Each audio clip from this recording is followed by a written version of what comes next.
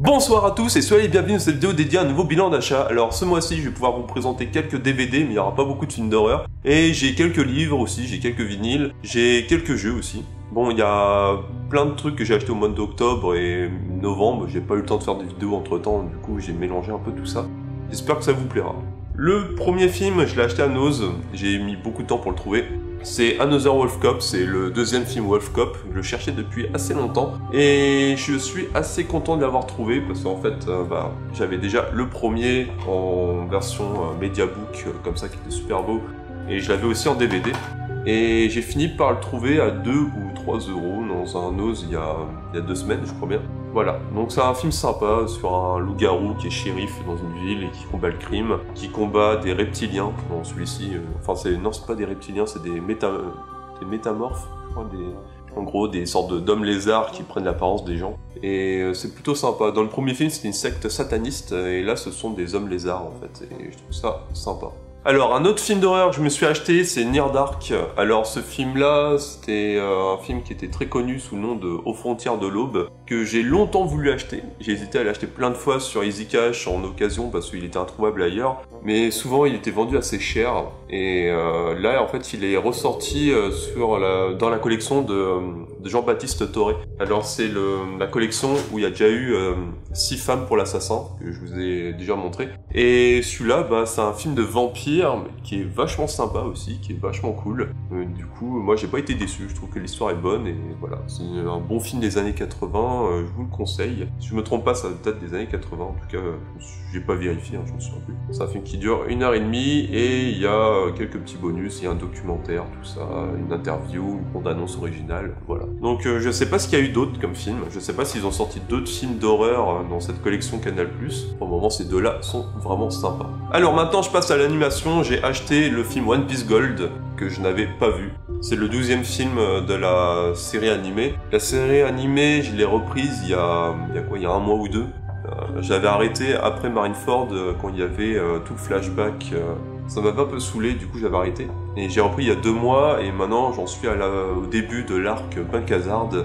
J'aime bien, enfin l'arc qui était juste avant je l'ai trouvé un peu long et un peu ennuyeux. Et le film, je sais qu'il se passe longtemps plus tard parce qu'il m'a spoilé des trucs mais je l'ai trouvé vachement cool, j'ai bien aimé. C'est un bon film, c'est le seul film que j'ai vu de One Piece, j'ai pas vu les 11 premiers, je sais pas si ça vaut le coup. On m'a dit qu'il y a juste les derniers qui sont réellement des films qui durent 1h30 à peu près et que les autres c'est surtout des OAV enfin qui durent 3/4 d'heure, une demi-heure, ce genre de choses. Du coup, on verra. Maintenant, un film français que j'ai acheté, qui est un bon film, en plus c'est une pièce de théâtre. C'est un film réalisé par Alexandre Astier, c'est Que ma joie demeure. Alors c'est une pièce de théâtre sur la vie de Sébastien Bach et c'est une leçon de musique. C'est fou comment Alexandre Astier arrive à nous rendre quelque chose de hyper compliqué, de hyper intéressant et de super drôle. Et moi j'ai adoré déjà l'exoconférence où il nous parlait de la vie extraterrestre. Là il nous parle de musique et je suis un gros fan de Kaamelott, je suis un gros fan d'Alexandre Astier en fait, de tout ce qu'il fait. J'ai adoré Le Domaine des Dieux d'Astérix. Là, je vais aller voir le nouveau film sur la potion, Le secret de la potion magique. Je pense que je dirai demain. Et c'est un créateur que j'adore. Pour moi, c'est le meilleur créateur en France actuellement. Et j'aime beaucoup ce qu'il fait. Voilà. Ensuite, je suis allé à Leclerc, et à Leclerc, il y avait une offre spéciale pour des films, en fait. Vous avez acheté 2 films pour 20 €, un truc comme ça. Sur le coup, j'ai acheté 2 films. Il y en avait un que je voulais absolument me prendre, c'était La forme de l'eau, que je n'ai pas encore regardé, mais j'en ai entendu beaucoup de bien, et depuis que le film avait été annoncé, depuis qu'il y avait eu des bandes annonces, je voulais le voir, et j'avais pas pu aller au cinéma, et j'étais un peu dégoûté. Et le deuxième film, alors là, j'ai longtemps hésité avec Baby Driver, et à la place, c'est The Strangers, qui est un film, une sorte d'enquête policière. En gros, c'est une ville où il y a des gens qui deviennent fous et qui commettent des meurtres. En fait, ils massacrent leur famille. Et en plus de ça, il y a une sorte de fièvre qui s'abat sur la ville et les gens tombent malades. Et plus les gens tombent malades, plus ils ont des marques noires sur la peau. La peau devient bizarre, elle se solidifie, c'est un peu bizarre. Et ces gens ont des crises, ils deviennent enragés. C'est un peu désinfecté en fait, comme dans 28 jours plus tard. Et dans cette histoire, dans ce chaos qui va commencer à se répandre petit à petit, nous allons suivre en fait un inspecteur de police, enfin un flic dans ce patelin qui va enquêter pour essayer de savoir ce qui se passe. C'est le seul en fait pense qu'il y a un lien entre tous ces cas isolés et il va essayer de comprendre d'où ça vient. Et j'ai trouvé ça sympa. C'est un film qui dure longtemps, il dure 2h30, mais il est cool et le dénouement est plutôt sympa. J'ai bien aimé. Un autre film que j'ai acheté à Nose pour 2€, c'est Batman Killing Joke en DVD. Alors, je savais pas si je l'avais déjà acheté. En tout cas, je l'ai pas trouvé. Je pensais l'avoir pris en steelbook quand il était sorti, mais en fait, non, je ne l'ai pas. Et j'ai pas le souvenir de l'avoir acheté en DVD. Alors, le film, j'espère qu'il est bien, parce que moi, j'ai déjà lu le comics, je l'ai chez moi et je l'adore. Alors, le film, on verra bien. On verra bien. Alors, pour continuer sur Batman, eh bien, j'ai acheté un gros comics de Batman. Ça fait très longtemps que j'ai pas acheté de comics Batman. C'est Batman White Knight. Alors, c'est le tome 1 et c'est un seul tome, en fait. C'est une histoire complète. Alors, en fait, l'histoire, elle est assez simple pour vous parler de ça. Enfin, ça commence avec une confrontation entre Batman et le Joker, qui va mal se terminer, où le Batman va utiliser un peu la force, comme d'habitude, mais il va abuser de son autorité, tout ça, et il va forcer le Joker à tester des médicaments qui sont expérimentaux, en fait. Et suite à ça, le Joker va être soigné. Il va être envoyé à l'asile, et petit à petit, il va être soigné. Suite à ça, le Joker disparaît complètement, et du coup, il va se débrouiller pour s'attaquer à la ville d'une autre façon. En fait, il va s'attaquer aux forces de police, à la ville complète, mais de façon juridique, pour lancer une attaque contre Batman. Pour le moment, j'en étais à la moitié, j'ai pas encore fini, mais j'aime beaucoup. C'est génial. L'histoire est vraiment cool, et je sais qu'il va y avoir des rebondissements, il va se passer plein de trucs. Et c'est une histoire en fait qui va tourner autour du Joker, c'est lui le personnage principal. Batman est très rapidement mis au second plan. Et le Joker, qui s'appelle Jack Napier du coup, va être élu maire et va essayer de résoudre plein de problèmes en ville et ça va dégénérer. C'est un bouquin dessiné par Sean Gordon Murphy, qui a déjà dessiné Punk Rock Jesus. Il avait fait quoi d'autre, The Wake, je crois aussi, qui était vachement cool. C'est un dessinateur qui est super talentueux, moi j'aime beaucoup ce qu'il fait, et j'ai vraiment adoré, voilà, comme je vous l'ai dit. Si vous êtes intéressé par ce comics, je vous le conseille, c'est vraiment une pépite, voilà. Un deuxième comics que je me suis acheté, eh bien c'est Southern Bastards, tome 4, je crois bien, qui est enfin sorti. Ça, c'est un comics qui est super sombre, en fait, qui est super trash, on va dire, mais qui est super cool, qui est super violent. Alors, le premier tome, c'était l'histoire... il s'appelait « Ici repose un homme », et en fait, c'était l'histoire d'un homme qui revenait dans son patelin pour assister aux funérailles de son père, en fait, qui était le shérif du coin, mais qui a été assassiné par des criminels notoires. Et ce gars qui est un peu âgé, du coup, va venir là, et il va se créer une sorte de batte de baseball avec une branche d'arbre et il va commencer à éclater la gueule à tous les mecs qui sont responsables de la mort de son père, parce que son père il a été assassiné. Et le tome 1 était vachement bien et il se terminait super violemment. Et ensuite le tome 2, on suivait l'antagoniste de la série, qui est le mec qui contrôle un peu cette ville, qui est derrière tout, qui est en fait un coach du lycée qui s'occupe de l'équipe de rugby. Le tome 3, c'était la suite, toujours avec ce même antagoniste qui est une vraie pourriture, et on voit toutes ces magouilles à travers la ville. Le mec il contrôle, il a plein d'hommes de main, et il a plein de problèmes. Et le tome 4, eh bien, c'est la fille du héros du tome 1 qui débarque dans cette ville pour, à son tour, venger son père. Et pour le moment, c'est vachement bien. Moi, j'aime beaucoup.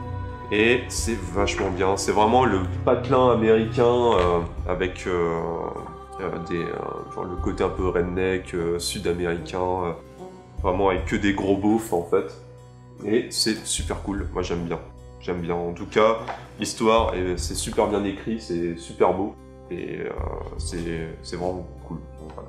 Apparemment, il y aura un nouveau tome, un tome 5, mais ça sera peut-être pas avant 1 an ou 2. Donc c'est sympa, voilà. Je vous recommande cette saga.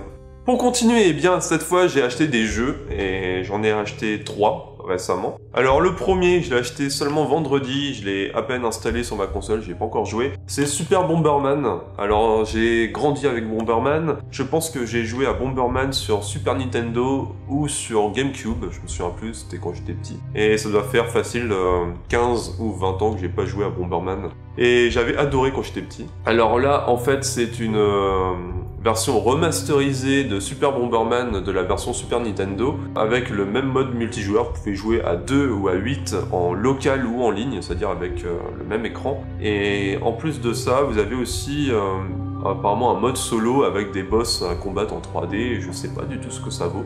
Après, j'ai acheté Call of Cthulhu, le jeu sur Xbox One aussi. Je l'ai acheté à 37 € au lieu de 55 à Leclerc, il était en promo. L'autre Bomberman, j'ai acheté à 30 €. Et celui-là, eh bien, j'en suis au début. Je l'ai commencé il y a peu de temps. Vous savez que je suis un gros fan de Lovecraft, du jeu de rôle, des bouquins et des adaptations au cinéma. Pour le moment, j'aime bien. J'aime bien le truc. C'est une adaptation, en fait, du jeu de rôle. Car on a des caractéristiques, des arbres de talent où on met des points dedans, c'est exactement les caracs que nous avons sur les fiches de personnages du jeu de rôle. Et l'histoire, eh bien, c'est assez simple en fait, c'est un vieil homme qui vient vous voir, vous êtes inspecteur, enfin détective privé, alcoolique, et vous n'avez pas de boulot, enfin vous n'avez pas de clients.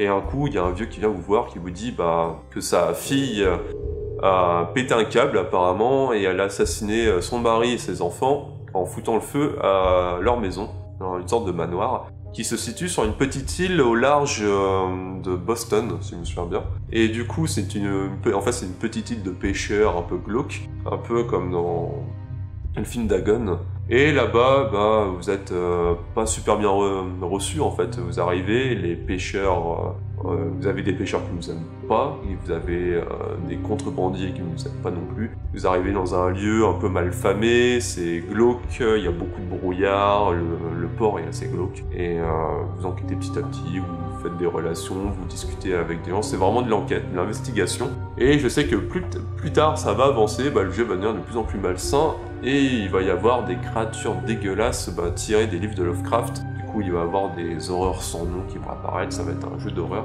Alors, pour le moment, le jeu est sympa. J'aime bien, c'est un jeu en VO sous-titré français. Et j'ai apprécié l'intro. Je sais que des gens le détestent, car après, il se passe des choses dans le jeu et qui n'ont pas... Enfin, les gens n'ont pas aimé ce qui se passe par la suite, car ils trouvent que le jeu il devient trop violent, qu'apparemment il y aurait des zombies, et ils trouvent que ça va pas. Moi, pour le moment, j'ai rien à dire, je trouve ça sympa. Je suis qu'au début, c'est peut-être normal, mais on verra si mon avis change plus tard. Pour le moment, j'ai rien de plus à dire. Alors, le dernier jeu que je me suis acheté, c'est un jeu sur PC. J'ai hésité à le prendre sur Xbox One, mais finalement j'ai pris sur PC pour pouvoir jouer avec un pote. C'est le Fallout 76 que j'ai pas installé, ça va peut-être faire 3 semaines que je l'ai toujours pas installé, car le jeu est archi buggé apparemment. J'ai un ami qui joue, il me dit que c'est pas si buggé que ça, mais tout le monde est d'accord pour dire que le jeu est quand même buggé et qu'il est pas fini. Du coup, je l'ai pas encore installé. Je sais que l'installation est super longue et que la première semaine de sortie du jeu, ils ont mis un gros patch encore plus lourd que le jeu de base. Du coup, je vais encore attendre un peu. On verra si les bugs sont corrigés et ensuite je l'installerai. Je suis pas pressé du coup, pour le moment je peux attendre. Voilà. Avec ce jeu que j'ai acheté sur Micromania, en fait je l'ai acheté chez Micromania, je l'avais réservé, pour avoir un vinyle. C'est le vinyle de la bande son de Fallout 76, où dedans nous avons plusieurs pistes. Alors j'avais longtemps hésité parce que je me suis dit ça se trouve ça va être un petit 45 tours tout pourri. Dedans nous avons 5 pistes qui sont des musiques de Fallout 76. Et après nous avons encore 5 musiques qui sont des compositions de Fallout 4 qui sont vraiment bien, par exemple le thème principal qui est une tuerie. Voilà, c'est un vinyle 33 tours, je vais essayer de vous montrer, qui est en fait jaune pétant, comme ça. Voilà, c'est tout. En fait, j'ai pas grand chose à dire, à part que c'est pas un vinyle extraordinaire en fait. Le vinyle est super fin et le son est pas fort du tout. Moi j'étais obligé d'augmenter le volume de mon enceinte Marshall pour ça. Je pense qu'ils ont utilisé des sons MP3 de moyenne qualité et ils nous ont fait un truc un peu à la va-vite pour l'offrir à leurs fans, voilà, tout simplement. C'est pas ce qu'il y a de mieux. Je sais qu'il y a un vrai vinyle Fallout 4 avec la bande originale, mais il faudrait que je me l'achète. Et j'ai déjà la bande originale de Fallout 3 en vinyle, où il y a 4 disques je crois, et qui était vraiment une tuerie. Enfin voilà. En parlant de Fallout, parce que je suis un gros fan comme je vous l'ai dit, ça fait déjà 1 an, voire même 2 ans, que je travaille sur un jeu de rôle, Fallout, qui est plutôt un jeu de rôle personnel, car je compte pas le commercialiser, ni le vendre, ni je pense pas le partager à des gens que je connais pas non plus. C'est plutôt un travail personnel et c'est un jeu de rôle que j'écris depuis déjà longtemps, qui est un jeu de rôle que je fais jouer à mes joueurs là depuis 1 an déjà. Voilà, c'est un gros pavé, voilà, j'ai plein de feuilles comme ça. J'en ai plein. Pour le moment, on s'amuse, c'est plutôt cool. J'ai 56 pages de jeu. Et j'ai aussi au moins une centaine de pages d'aide de jeu avec tout ce qui est l'inventaire, les objets, les armes, le bestiaire et tout le bordel. Ça fait très longtemps que je bosse dessus. J'avais déjà, ça va faire 2 ans en fait. On a commencé il y a 2 ans, j'avais fait une première version. Et là, ça va faire 1 an qu'on a commencé cette nouvelle campagne que je suis en train d'écrire, que j'ai pas terminée. Et j'ai complété avec 2 nouvelles règles. J'ai revu les règles et j'ai créé une version 2.0. Et pour le moment, j'en suis super satisfait. Et pour terminer, alors vite fait, j'ai eu des chèques cadeaux par mon entreprise. Du coup, j'ai acheté l'intégrale de Malcolm, voilà. J'adore cette série. Quand j'étais petit, je regardais, mais ça passait trop tôt et je me levais trop tard le week-end et du coup, je pouvais pas regarder. Et quand ça passait en semaine, j'avais les cours et je pouvais pas assister à ces épisodes. Du coup, je les regardais, mais juste de temps en temps. Après, j'ai surtout découvert la série sur Dailymotion à l'époque. C'était vraiment une époque où il y avait beaucoup d'épisodes sur Dailymotion. Maintenant, je sais même pas si on peut toujours les retrouver. Et là, j'ai l'intégrale, je vais pouvoir tout me faire. C'est vraiment bien. Et pour terminer, alors j'ai acheté un dernier vinyle au Salon du Disque d'Orléans. C'était au mois d'octobre. C'est une bande originale, mais c'est pas des musiques d'ambiance, en fait, ce sont des musiques de différents groupes qui apparaissent dans le film. La bande originale de Vampire, vous avez dit Vampire, en vinyle, 33 tours. C'est l'édition française, donc il y a écrit bande originale du film Vampire, vous avez dit Vampire, Frat Night. Et dedans, vous avez en fait, vous avez combien? 10 chansons par 10 groupes différents, je crois bien. Enfin, c'est ça, je vérifie. Mais celui-là est vraiment cool, voilà. C'est une belle édition, qui est une édition originale qui date de 1986, et pour un film sorti en 1985, si je me souviens bien. Voilà. Édition française, voilà, c'est écrit dessus, gravé et pressé en France. Voilà, c'est tout ce que j'ai à vous montrer, j'ai pas plus de choses. Sur ce, je vous dis bonne nuit, on se retrouve une prochaine fois dans une prochaine vidéo, bye.